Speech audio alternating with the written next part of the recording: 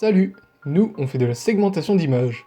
En gros, on essaie de trouver dans une image quels pixels appartiennent à un même objet. Vous me demanderez, mais en quoi est-ce intéressant? À quoi ça sert? Je vais vous expliquer.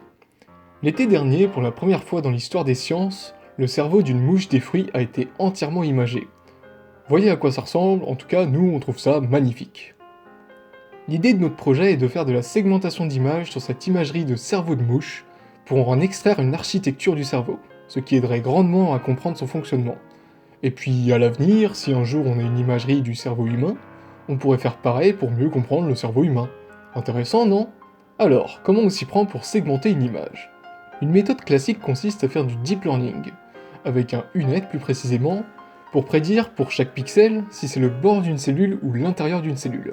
Par exemple, ce pixel est un bord et celui-là l'intérieur d'une cellule. Et on fait ça pour tous les pixels de l'image. C'est ce qu'on appelle une approche de segmentation sémantique. On l'a essayé, elle marche plutôt pas mal, mais cette approche fusionne trop de régions entre elles, ce qui peut poser problème. Du coup, on a essayé une approche différente, une approche de détection de contours. Ce qu'on fait, c'est qu'on prend notre image et on prédit, grâce à un UNet, pour chaque paire de pixels voisins, la probabilité qu'ils appartiennent à un même objet. C'est ce qu'on appelle l'affinité de ces deux pixels. Par exemple, ces deux pixels appartiennent au même objet, donc le réseau doit prédire une bonne affinité. Une fois cette grille d'affinité prédite, la méthode classique effectue un simple seuillage.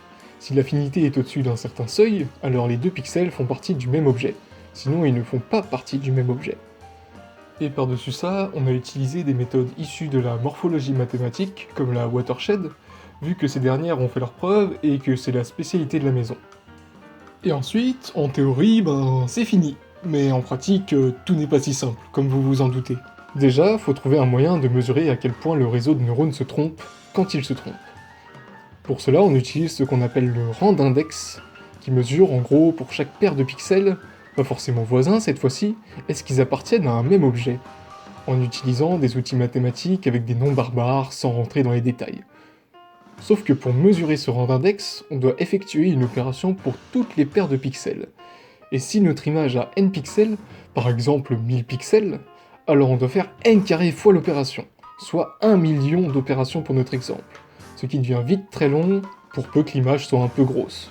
Heureusement, nous avons réussi à implémenter une fonction pour calculer le rang d'index en complexité n log n plutôt que n carré, ce qui nous a défait d'un poids énorme en termes de temps de calcul. Il y avait beaucoup de choses à faire. On s'est donc rapidement réparti les tâches, et nous avons amélioré nos résultats tout au long de l'année, pour arriver à une segmentation du cerveau de mouche qui n'a rien à envier à l'état de l'art.